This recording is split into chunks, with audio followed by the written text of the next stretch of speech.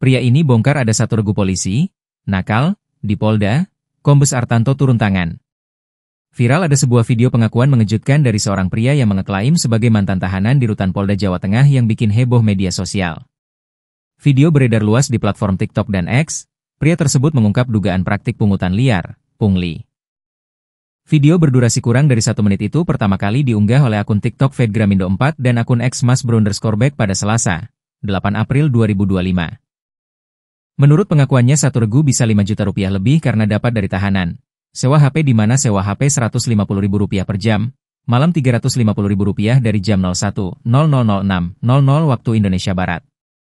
Hingga dimatikannya CCTV agar tak kelihatan. Kamar atensi 2 juta rupiah sudah bebas. Dikonfirmasi pada Jumat, 11 April 2025, Kepala Bidang Humas Polda Jateng Kombes Pol Artanto mengatakan, pendalaman sedang dilakukan terhadap informasi dalam video yang viral tersebut. Menurut dia, Bidang Propam Polda Jateng telah memeriksa sejumlah orang terkait dugaan pelanggaran di Rutan Polda Jateng. Selain itu, polisi juga telah mendatangi pembuat video maupun laki-laki yang diwawancara dalam video viral tersebut untuk meminta keterangan. Artanto menegaskan jika ditemukan bukti-bukti pelanggaran petugas tahanan Rutan Polda Jateng, pihak kepolisian akan memberikan sanksi tegas.